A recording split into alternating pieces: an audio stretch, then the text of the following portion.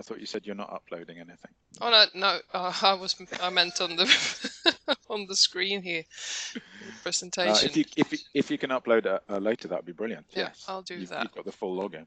It's recorded now, so. It's a green to go. All right. Awesome. Thank you. That's a superb help.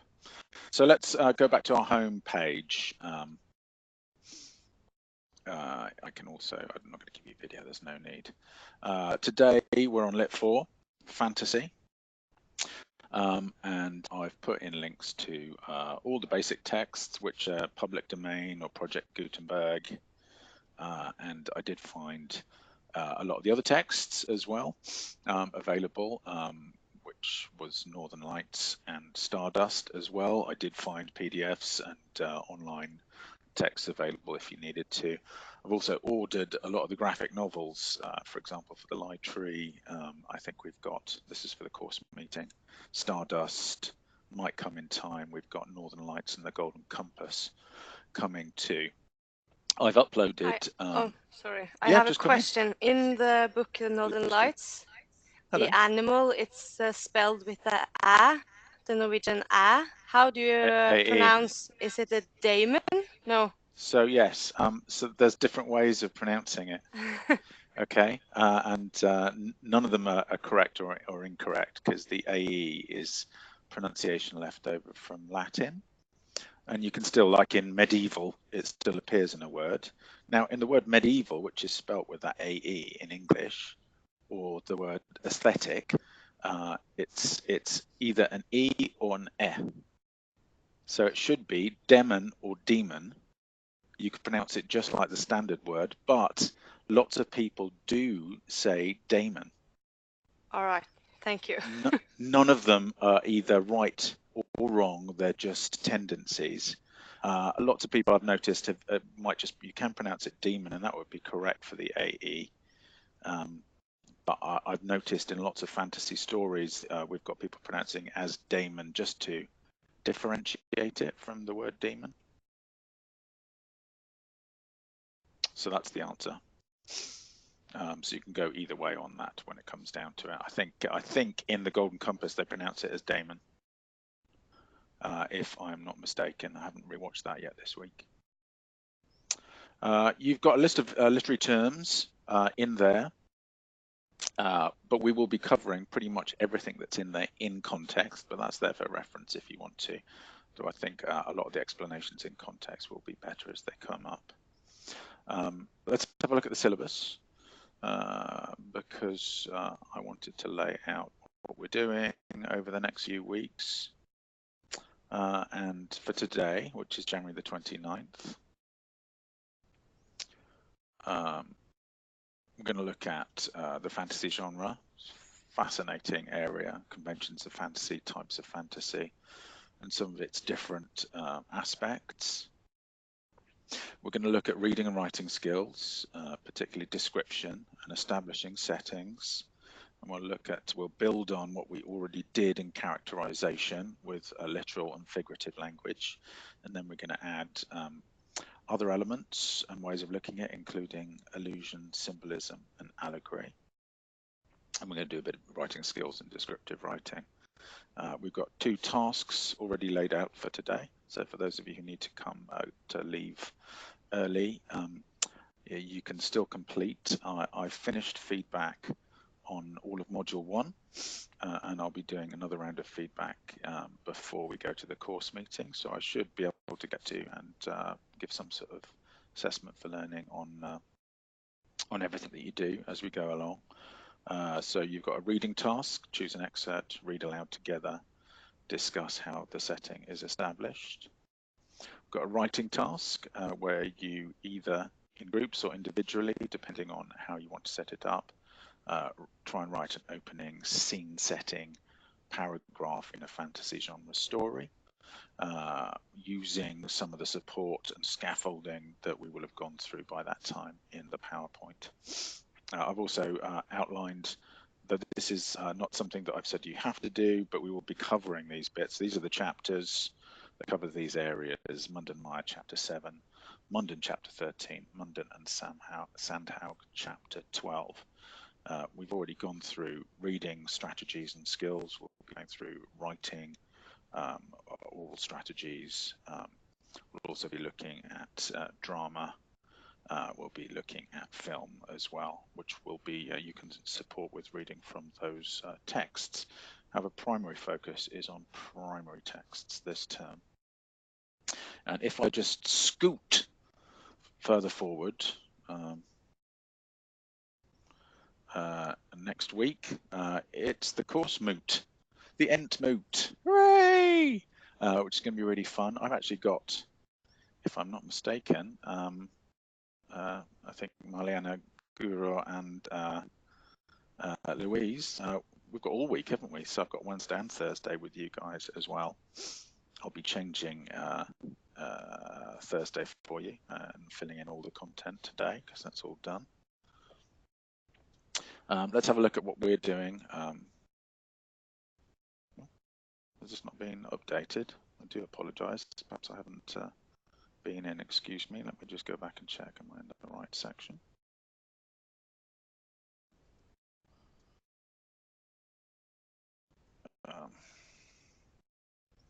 I have to go in and out and in again through all these sections. It's showing that we can't.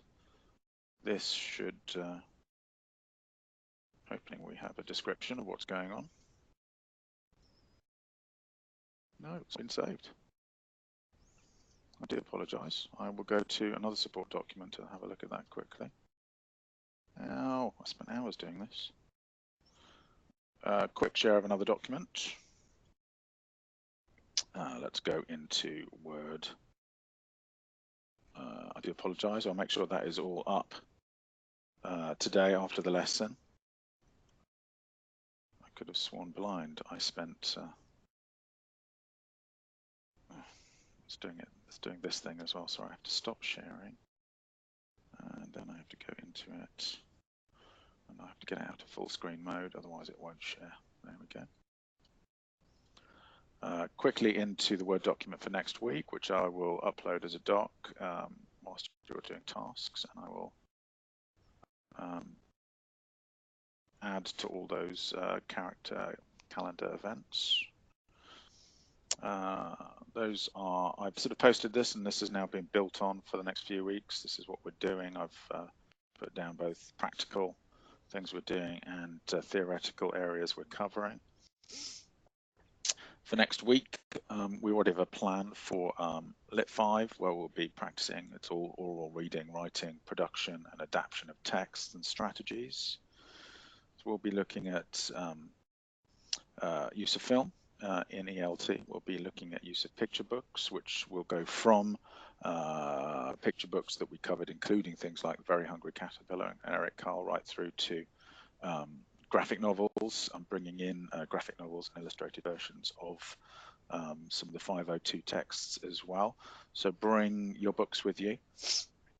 And we're going to be thinking, obviously we're doing task-based and content-based learning and cross-curricular learning, and you could add active learning to that as well. So the tasks for we'll be doing an exercise and practicing on adapting texts for use with film in ELT and doing group experience sharing activities.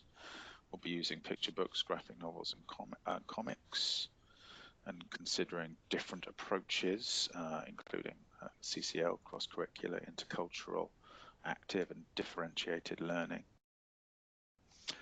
I will pop this up on the burgeoning English 2 overview. And we'll be doing drama, and songs and rhymes, putting them together. You can see over there in theory that we're covering those. These are chapter 8, 14, and 13 respectively in our textbooks. And we'll be doing some sort of digital finale and presentation, and we'll also be combining that not only with the sort of film and drama as a way to work with things perhaps more intensively, as well as sort of the extensive reading approach where you look at meaning from the top down from a whole text perspective. But we'll also look at how we can then use those to elicit and explore more meaning in passages and excerpts and go into detail. And of course, we'll be doing that at the same time with intensive reading and ELT, tracking out the whole sort of practical process of going from extensive reading, ideally to encourage readers and motivate them in the classroom, down to how we work with them in terms of not only ELA acquisition, but ELL, English language learning. So that I'll get up on your break. I do apologise. That was actually, I thought I'd done that in all your bits, but it doesn't seem to have saved it, unfortunately, there. So we've got the plans for next week. Now that does mean, what I can point out there as we look at it, that you might notice that we will be, first of all, pretty much reviewing and using text from modules 1 to 3, specifically from module 2, and then on to diaries on Lit 6, which is Tuesday afternoon. We're going to be using text and looking at 1 to 4, as we start moving on towards content-based learning and English and other subjects, and cultural learning, intercultural learning as well. So technically we'll be falling on diaries there. And I know that you have 3 texts in your set reading on either side of the course, in 102 or 502. We're going to begin to involve those. So those books and texts, I'll be bringing mine and my copies.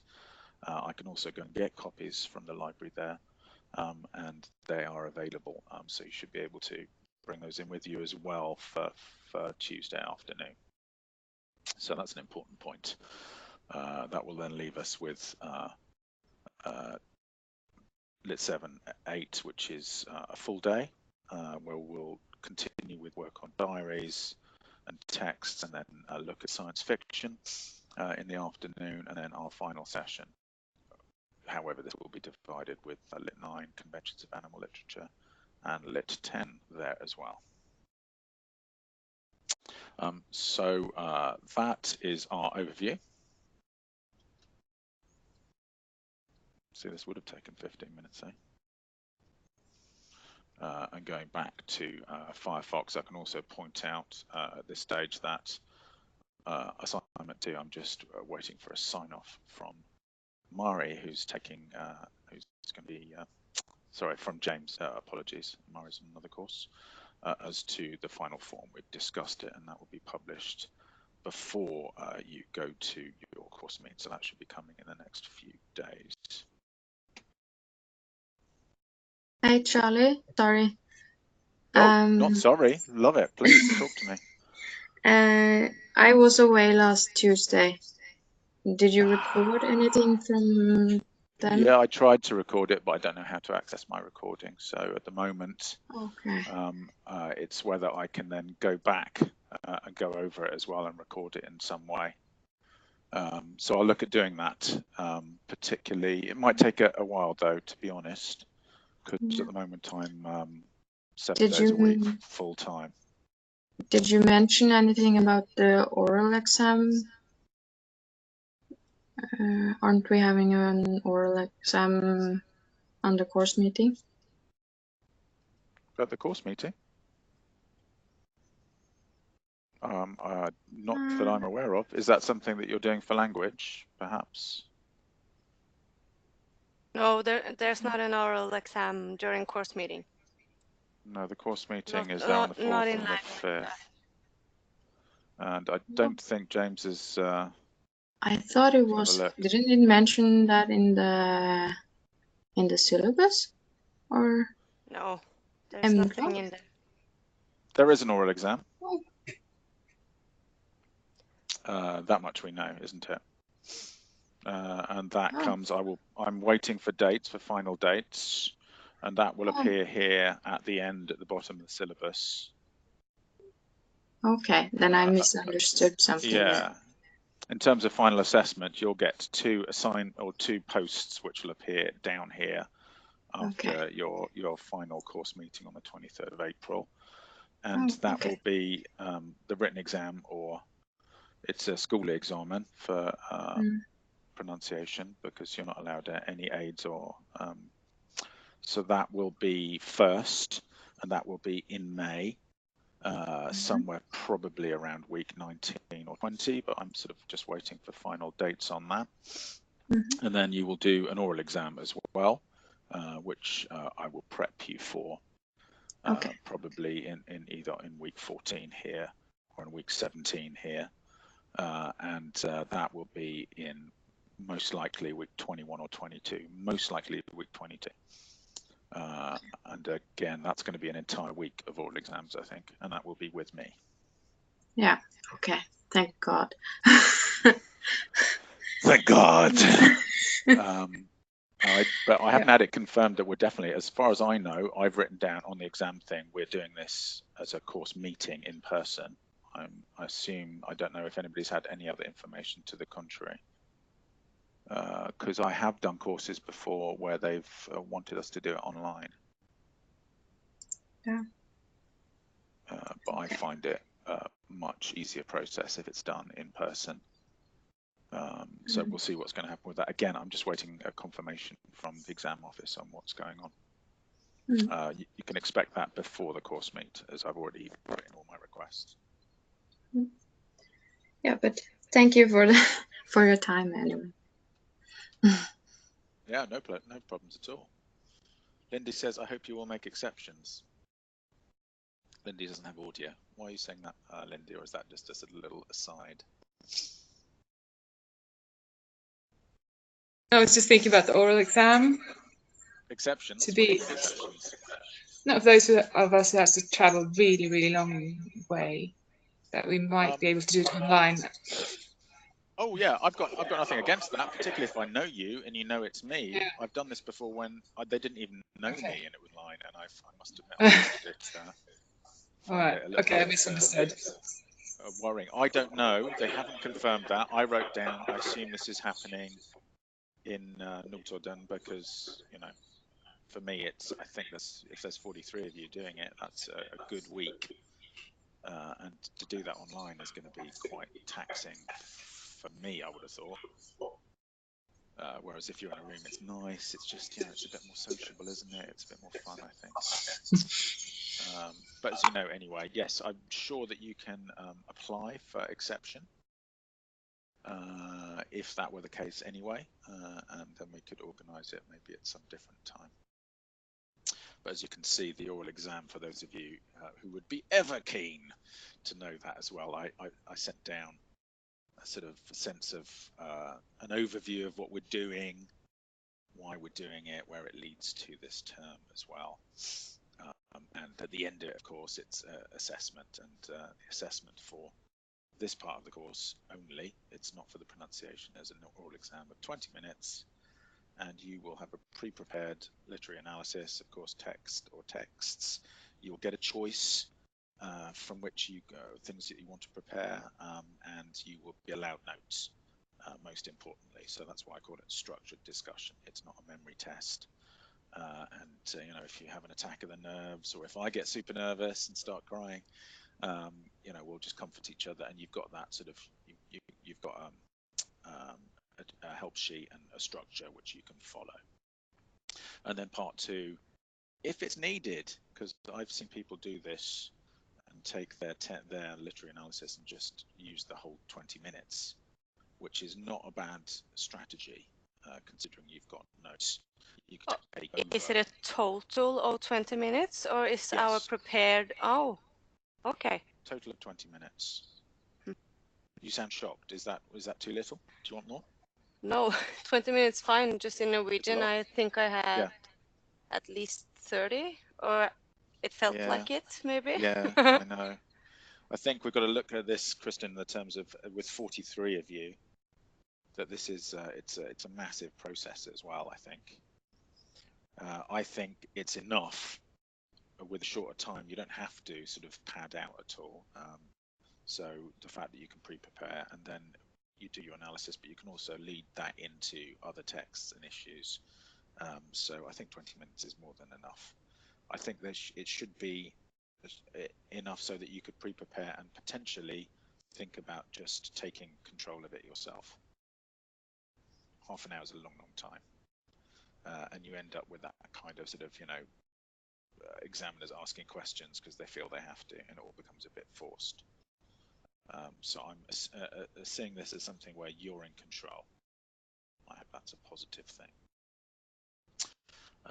Yeah, and I think I've done a series of, I was up in Boulder and did, as an external examiner, did a whole week of oral examinations and tried to take part of that because, you know, I think 20 minutes is more than enough. I don't think you need to be tested any longer. It's enough to see and to demonstrate, which is important.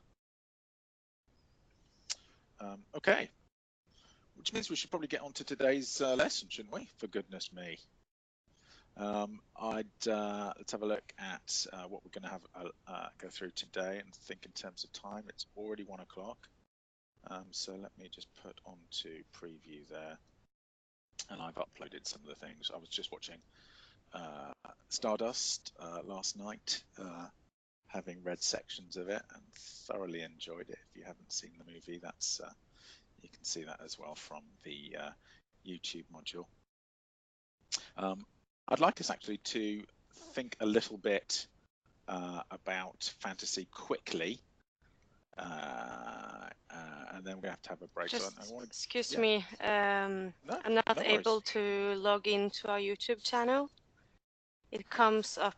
What's it saying? It's an error. Okay. Both Anita and I have tried, so I managed to get into Google Docs, but maybe it's whole YouTube. I don't know, but I don't have access. I'm not getting any messages because I've just linked my phone. So if there's like if it's questionable access, I'm allowed to just I get a thing up on my phone because I've linked it. Yeah, I think I know it's Annika. I think I know what's going on with that. I'm constantly logged in, and I keep getting, because I'm a Google user, I keep getting messages. Is this you trying to log in at USN user? And then if I press log out. but if I press no when I get those, when other people try to log in, they can't log in. So for everyone, if every one of us that has access to the YouTube channel never press no when it asks, is this you? Because press nothing. Yeah, press nothing. Otherwise, we ban people from logging in. And also, I have to say, maybe use the YouTube channel, your own YouTube channel, because it has a log, and everything you do on YouTube when you're logged in, it's on the school account. Just saying. Right. Yes. Yeah. Not absolutely. You, Annika, but you guys. I can see. Yes. Absolutely. Because you can see the ones that I'm looking at, because there are things like lectures about Jane Eyre and stuff like that as well. Yeah, that's fine. Etc. Yeah. But whoever went into awesome DIYs from plastic bottles has obviously sort of flitted off as well. I've got multiple logins, so I tend to log out if I look at anything else. I don't know. I think I might have to look at if I'm asked to continue next year, then I guess I'd probably look at maybe producing multiple channels and starting to sort of differentiate between classes. I guess is the potential way forward. But it's definitely, it's getting to the point where there might be too many people involved doing too many things. I do agree with that. Do you have any thoughts or solutions that might work well that don't involve too much administration? Are you asking me? Yeah. I don't know. I have another YouTube account, like a student. My best solution at the moment, because the good thing about YouTube is at least it's quite accessible, isn't it? And you can stick stuff up there quite easily. No, I don't have a solution. Yeah. No, me neither at the moment. That's why but if you come up with any ideas, do let me know as well, because this is, at least it's super accessible. All right. But it is a bit annoying, because I sometimes also I'm getting like loads of messages, and technically I should get something on my phone if it doesn't recognize you, and I always say yes.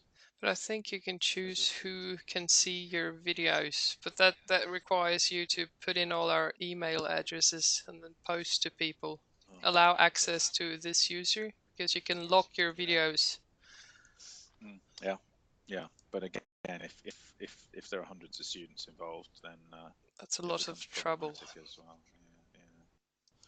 well. Okay. YouTube woes. I think it's got more positive than negative, which I'm happy with, and I think it's better than uploading stuff to Canvas. That's for sure. So I'm happy with it at the moment, at least, that it presents opportunities. And for me, it also means I can very easily, when I'm looking at something, I can think, oh, you know, people would be interested in this. I think I'm going to use it with teaching at school later because they love YouTube. So yeah, absolutely. Why not use the medium that? Yeah, exactly. If you could also produce your lectures and put them on Netflix, you would be sorted.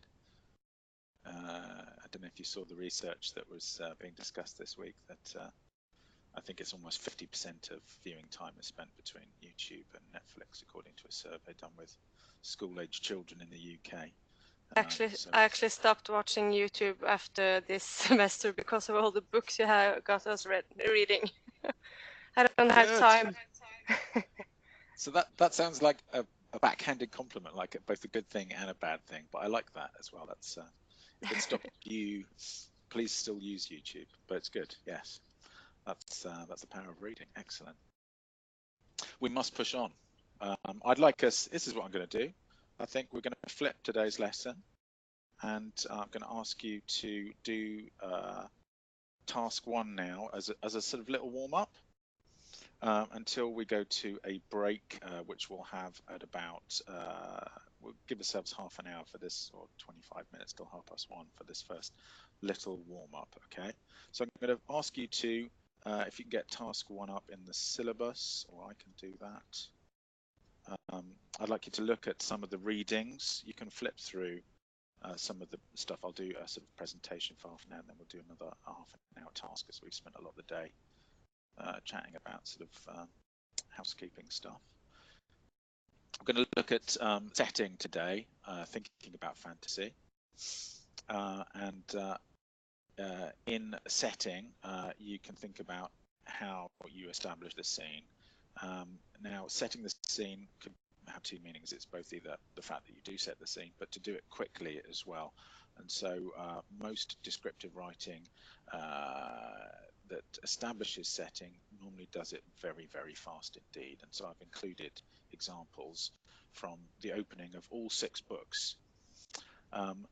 Specific detail, whether it's specific or selective, or perhaps exotic and unfamiliar, rather like Kristen's Damon there, the unusual spelling using the old Latin vowel. Mood and atmosphere, which is established through various means. Sensory description, and we can think about mood obviously from the Gothic that we had in our first module as well, this sort of dark and stormy, foggy. I can think of Annika's sort of description of this sort of dark, misty character emerging, this sort of trope convention of the Gothic. Sensory description, which we practiced under characterization, appealing to all the senses. Another important technique is tying setting to plot. So in that sort of Gothic castle, that description, somehow the plot in itself is part of the setting. The castle has significance. This might include frampiek, I think that's what you called it, Annika, which is foreshadowing, which is another excellent way of establishing setting and tying it to the plot and creating a mood of expectation. And then, of course, we've already looked at and begun to look at language, thinking of, we had literal language in terms of imagery and figurative. Okay, there's some sort of discussion going on in the text wall. I'll come back to that later. After 3, I can stay as long as you like, and we can answer questions as well. And we've got all next week when you'll see me in person as well. And if I can get a hotel close enough, there will be drinking after school available as well.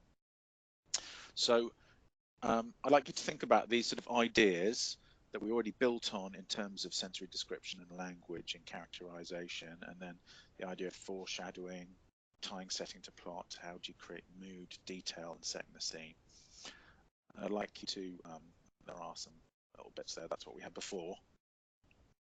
And we might discuss illusion, symbolism, and allegory today. We'll see how much time we've got.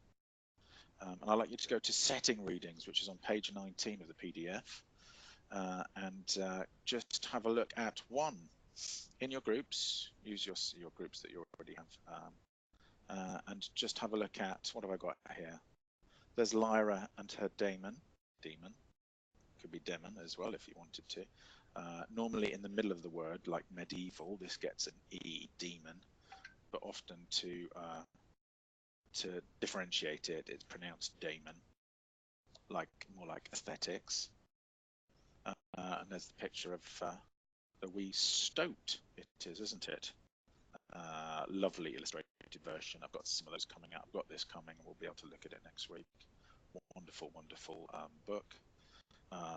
The opening of Stardust, and that's Charles Vess's illustrated version, which is only just been released. I've got it on order to have a look at and think of these. Or choose one. Remember, we've got Peter and Wendy. That's one of the illustrations from the first edition from 1911. It was first released in publication in a journal, and it was a play before it was even made into a novel. And that's the opening scene there. Then we have the wonderful Charlie and the Chocolate Factory. I rewatched, if you haven't watched, and I've linked to it, the 1971 version, the musical with Gene Wilder, then shame on you, go and watch it. I watched it again on Sunday night and loved it. There's the opening, or a section quite close to the opening of Charlie and the Chocolate Factory. James and the Giant Peach, and that's the original version of and hand drawings by Lewis Carroll for Alice in Wonderland there as well. So I'd like you to go into your groups. I'd like you to choose one and only one, and just look at, read aloud, and discuss how a setting is established. And just quickly before you go, I'm going to go to the task itself just to make sure that we're all aligned nicely. This is a discussion task, so don't worry about recording. You can record it if you want to in your group, because I will go in and give you feedback. So choose one of those excerpts, read aloud together, don't waste time reading individually, and just discuss how is the setting established based on what you know yourself, what we've done already, and maybe what you know of the books as well. That is really for extra. Okay, so I'm going to ask you to reconvene in the main room at, I want to give you 20 minutes for this, so I'm going to go to 13:35, and then I'll send you off for your break, which we'll have. You've got set groups, haven't you, that you've been using this term? Let's have a look. I can find your group for